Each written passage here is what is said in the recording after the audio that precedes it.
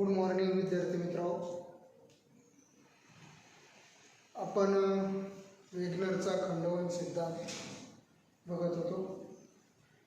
त्यामध्ये वेगनरचा खंडवन सिद्धांताबद्दलचे स्पष्टीकरण आपण बघितले. त्यानंतर या खंडवन सिद्धांताबद्दल आवश्यक असणारे जे पुरावे आहेत ती पुरावे बघितल्यानंतर आज आपण या वेगनरच्या खंडवन सिद्धांताबद्दल घेतले गेलेले आक्षेप किंवा टीका आणि या सिद्धांताचं महत्त्व याचा विचार करणार आहोत.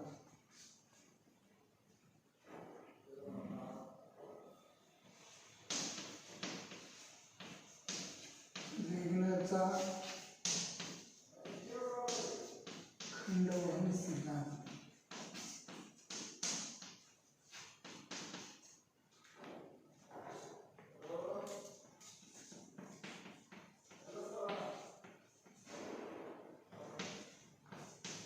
वेगनर्स कॉन्टिनेंटल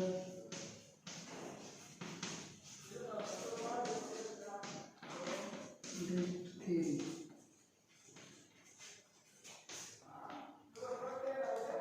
आता आपल्याला वेगनरचा खंडवन सिद्धांत कालच्या तासात आपण बघितला. त्यामध्ये मुळात हा जर्मन शास्त्रज्ञ 1912 मध्ये हा सिद्धांत मांडला. पुन्हा एकदा मी तुम्हाला सांगतो की 1912 मध्ये हा सिद्धांत मांडला. 1915 मध्ये कॉन्टिनेंट अँड ओशियन ओरिजिन्स या ग्रंथामध्ये ही माहिती बऱ्यापैकी देण्यात आली.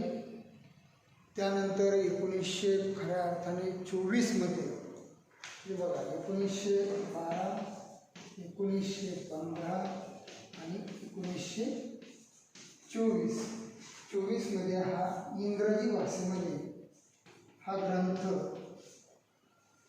मान्यत आला किंवा सर्व जगाला तो मान्य झालेला आहे हे आपण सांगितलं.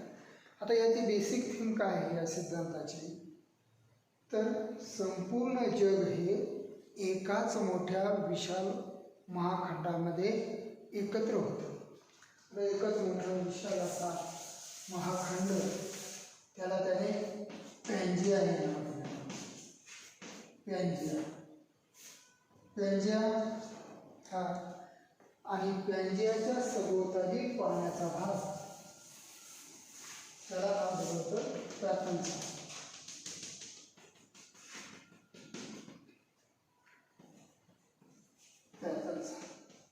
आता हे पॅन्जियाचं विभाजन झालं. उत्तरेकडे लॉरेन्शिया जिल्हा, आपण काल मागच्या लेक्चरला बघितलेलं आहे. उत्तरेकडे असलेला लॉरेन्सिया, पॅन्जियाचं विभाजन झालं लॉरेन्सिया आणि गोंडवाना.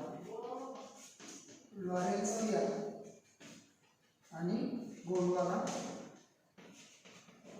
या दोन भागामध्ये त्याचं विभाजन झालं आणि पॅथलसाचं पाणी या पोकळीत शिरलं.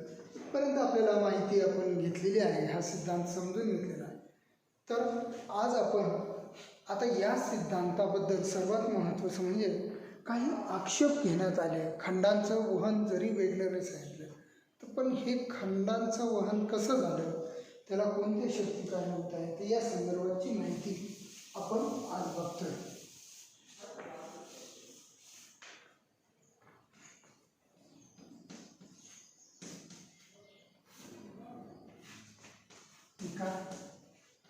मग त्याला आपण आक्षेप घेऊ. तर वेगनरने खंडवहन सिद्धांत सांगितला की संपूर्ण मोठमोठे कॉन्टिनेंट हे सरकले गेले. उदाहरणार्थ दक्षिण अमेरिका हा आफ्रिकेपासून हा वेगळा झाला. युरोपपासून उत्तर अमेरिका वेगळा झाला. ऑस्ट्रेलिया हा इंडियन प्लेटपाशी असलेला ऑस्ट्रेलिया खंड हा वेगळा झाला. त्याचं ड्रिफ्ट झालं, वहन झालं. आता पहिला जो आक्षेप घेण्यात आलेला आहे हे वेगनरने जरी सांगितलं तर पहिला आक्षेप त्यामध्ये शक्तीच्या संदर्भात आहे.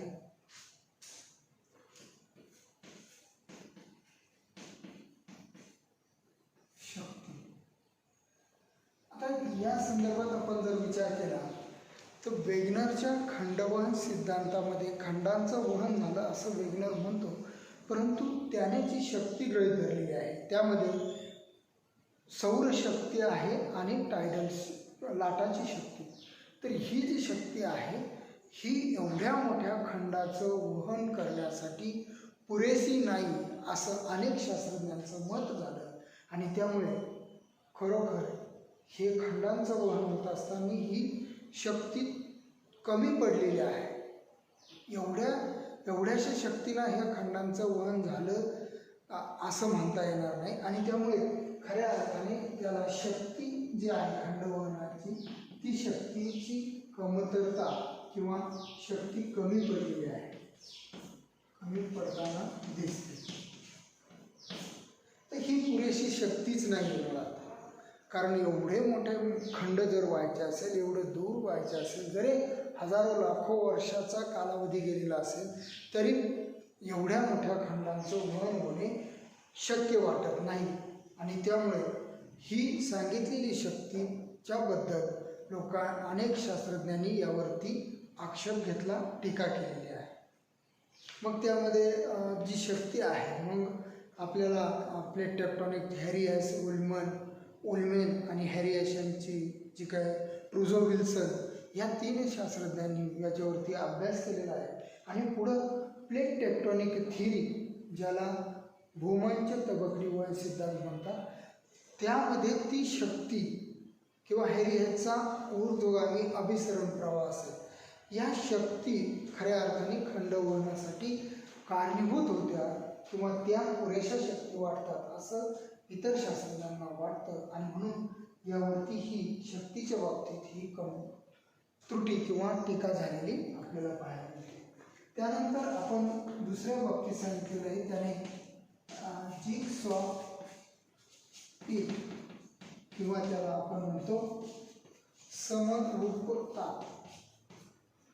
आता त्याने अनेक खंडांच्या बाबतीत सांगितलं की जे काही जगामध्ये वेगवेगळे 7 खंड आहेत, ते खंड जर एकत्र आणले तर ते एकमेकाला जवळ एकमेकाचेच भाग होते, एकमेकामध्ये चपकलपणे बसतात. उदाहरणार्थ मी तुम्हाला सांगितलं की ही एक कॉन्टिनेंट आहे आणि हा कॉन्टिनेंट एकमेकापासून दूर गेलेले आहे, तुटलेले आहेत, परंतु हे कॉन्टिनेंट एकमेकामध्ये आणल्यानंतर चपकलपणे बसतात. त्याला त्याने जिगसॉ पीठ हा सिद्ध वापरलेला आहे. परंतु आजही अशी परिस्थिती आहे, काही खंडाच्या बाबतीत हे तंतोतंत लागू होतं, परंतु सर्वच खंडाच्या बाबतीत ते लागू झालेलं आपल्याला दिसत नाही. आणि त्यामुळे त्याच्यावरती ही देखील टीका झाली. उदाहरणार्थ त्याने सांगितलं की दक्षिण अमेरिकाचा पूर्व भाग आणि आफ्रिकेचा पश्चिम भाग हे एकमेकाच्या जवळ आणल्यानंतर जो काही दक्षिण अमेरिकेचा ब्राझीलचा भाग आहे आणि आफ्रिकेचं गिनीचा आखात आहे, यामध्ये ते बरोबर बसतात. फुगीर भाग आणि खोलवर भाग किंवा तो कॉन्टिनेंट एकमेकाला जोडलेला आहे असं आपल्याला वाटतं किंवा ते बऱ्यापैकी आपल्याला दिसतं. परंतु उत्तर अमेरिका आणि युरोपच्या बाबतीत तसं वाटत नाही, तर काही कॉन्टिनेंट तसे शिल्लक राहतात. आणि त्याच पद्धतीनं उत्तर आशियाचा विचार जर केला आणि इकडे ऑस्ट्रेलियाचा विचार केला किंवा काही जे छोटे बेटांचा भाग आहे यांचा जर विचार केला तर ते कॉन्टिनेंट एकत्र असलेली पूर्णता वाटत नाही, कारण काही भाग शिल्लक राहतात आणि त्यामुळे सर्वच कॉन्टिनेंट हे एकमेकामध्ये चपकलपणे बसतात असं म्हणता येत नाही. आणि म्हणून ही एक टीका किंवा आक्षेप ही वेगनरच्या खंडवहन सिद्धांत झाले. म्हणजे त्याला जे सांगायचं होतं ते त्या सर्वच कॉन्टिनेंटच्या बाबतीत तसं होत नाही. आणि मग शंका उपस्थित होते की संपूर्ण जग खरंच हे सर्वच कॉन्टिनेंट एकत्र होते. त्याशिवाय त्यांनी जे काही बेटांचा भाग आहे त्या बेटांबद्दल सुद्धा सविस्तर अशी माहिती त्याला देता आलेली आहे आणि त्यामुळे याच्याबद्दल सुद्धा शंका उपस्थित झालेली आहे. त्यानंतर त्याने अंतर्गत जी शक्ती आहे त्या अंतर्गत शक्तीच्या बाबतीत सुद्धा फार मोठी शक्ती, उदाहरणार्थ अंतर्गत भागामध्ये असणारे जे ऊर्ध्वगामी प्रवाह आहे त्याचा कुठेही फारसा उल्लेख केला नाही. आणि त्यामुळे ते अंतर्गत शक्तीबद्दल सुद्धा एक टीका किंवा उणीव आपल्याला सांगता येते. तर अंतर्गत शक्तीमध्ये ऊर्ध्वगामी जे प्रवाह आहे त्या ऊर्ध्वगामी प्रवाह म्हणजे भूगर्भाच्या अंतर्गत भागातून वरती येणारे प्रवाह आहे त्या प्रवाहाबद्दल त्याने फारशी माहिती कुठे उल्लेख केलेला नाही. पण खऱ्या अर्थाने ज्या प्लेट टेक्टोनिक थिअरीचे मध्ये तो उल्लेख आलेला आहे. आणि त्यामुळे त्या ठिकाणी ही अंतर्गत जी शक्ती आहे भूपृष्ठाच्या अंतर्गत निर्माण होणार आणि त्यामुळे प्लेटचं सरकलं. मग ते कॉन्व्हर्जन प्लेट आहे, डायव्हर्जन प्लेट आहे किंवा त्यामध्ये ट्रान्सफर प्लेट आहे, म्हणजे रचनात्मक किनारा, विध्वंसक किनारा किंवा ट्रान्सफर त्याला आपण म्हणतो. म्हणजे भूकंप, ज्वालामुखी का झाले, त्याच्यातून बेटांची निर्मिती झाली, पर्वतांची निर्मिती, हा उल्लेख त्याला तेवढा देता आलेला नाही. त्याने फक्त काही जे पर्वत निर्माण झाले, उदाहरणार्थ हिमालय पर्वत असेल, रॉकी जांडीज, याच्याबद्दलच माहिती दिली होती. परंतु भूकंप, ज्वालामुखी किंवा यासारख्या गोष्टी ज्या आहेत त्याच्यापासून सुद्धा वेगवेगळे पर्वत निर्माण झालेले आहेत. त्या ऊर्ध्वगामी शक्ती, अंतर्गत शक्ती त्याला कारणीभूत होतात आणि त्यामुळे सुद्धा कॉन्टिनेंट सरकलेले आहेत हे त्याला सांगता आलेलं नव्हतं. म्हणून या शक्तीबद्दल सुद्धा अनेकांनी शंका उपस्थित केली. त्यानंतर त्याने जीवविषयक जो पुरावा झाला किंवा वन्य प्राण्याविषयी जो पुरावा दिलेला आहे, त्या पुराव्याचा जर आपण विचार केला तर त्या पुरावासुद्धा तेवढाच पूर्णता वाटत नाही. कारण ते हवामानातील बदलामुळे ते कदाचित त्या ठिकाणी ते झालेले असतील किंवा फार एवढ्या मोठ्या प्रमाणात त्याचं ते जे कॉन्टिनेंटचं सरकणं म्हणतं ते तेवढं पुरेसं वाटत नाही. तर असे एकंदरीत किंवा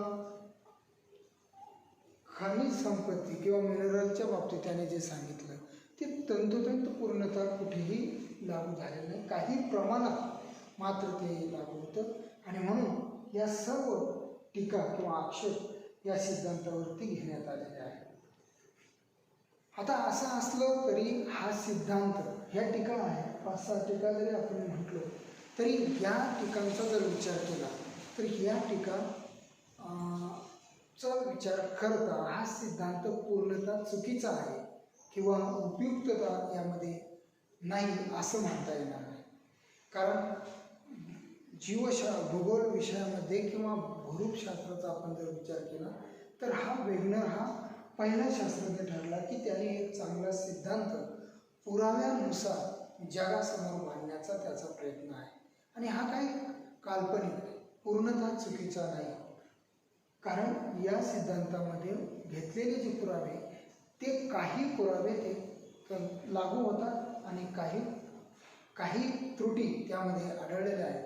परंतु या सिद्धांतामुळेच खऱ्या अर्थाने दुसरे जे सिद्धांत आहे नवीन उदाहरणार्थ हॅरी हेस याचा पृथ्वीच्या ऊर्ध्वगामी येणारे जे प्रवाह आहे, हॅरी हेस याचा उन्मूलन सिद्धांत, हॅरी हेस याच्याच नावाने तो सिद्धांत आलेला आहे किंवा प्लेट टेक्टोनिक थिअरी याच्यातून उदयास आली. आणि त्यामुळे या सिद्धांतामध्ये असलेल्या ज्या त्रुटी आहे, कमतरता आहे, त्या प्लेट टेक्टोनिक थिअरीमुळं आपल्याला चांगल्या प्रकारे स्पष्ट करता आलेलं आहे किंवा त्या त्रुटीचं कारण शोधता आलेलं आहे.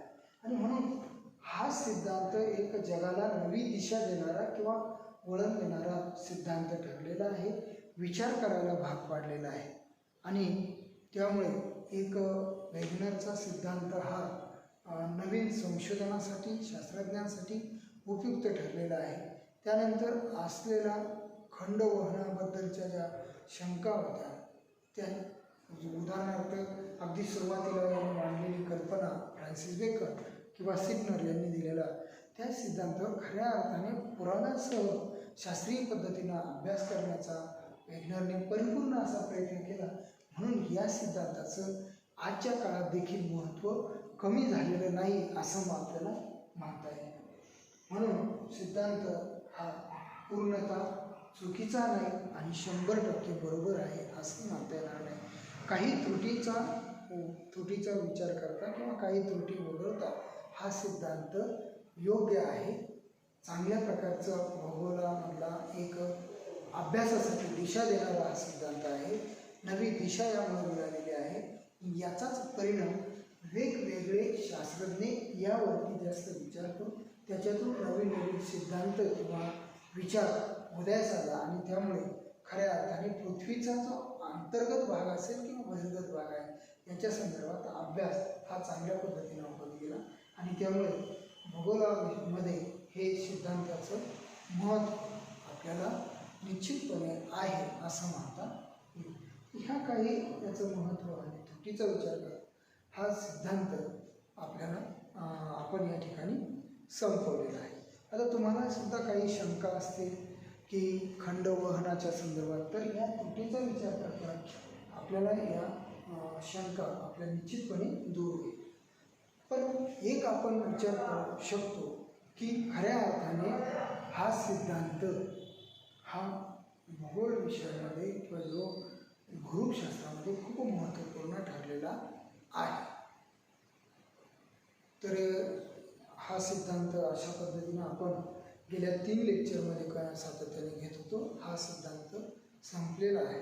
आता यावरती हा सिद्धांत विचार करा, समजला असेल आपल्याला, नसेल समजलं तरी आपण वरती अजून या ठिकाणी लेक्चर.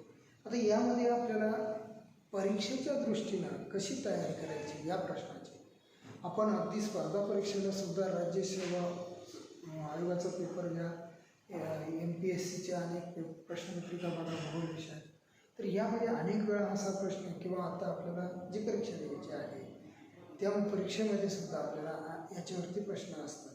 उदाहरणार्थ प्रश्न 2 मार्काचे विचारले तर पॅन्जिया म्हणजे काय असा एखादा दुसरा प्रश्न असू शकतो, किंवा या वेगनरच्या खंडवहन सिद्धांताचे योग्य असे पुरावे लिहा.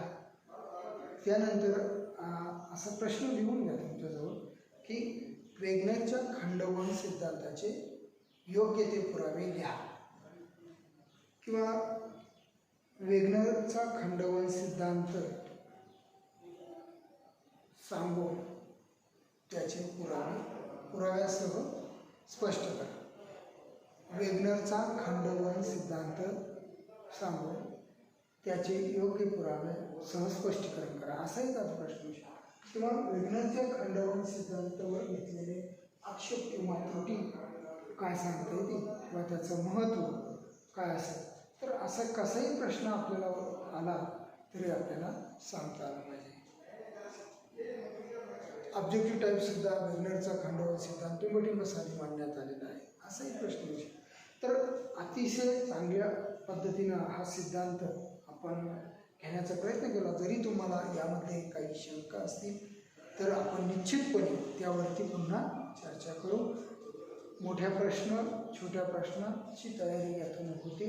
हा सिद्धांत अशा पद्धतीने या ठिकाणी आपण संपवलेला आहे. यानंतर आपण पुढच्या लेक्चरला पुढचा भाग म्हणजे WM डेव्हिसचं अपक्षरण चक्र किंवा क्षरण चक्र, इरोजन ऑफ सायकल हे समजून घेणार आहोत. तूर्त आपण या ठिकाणी थांबूया.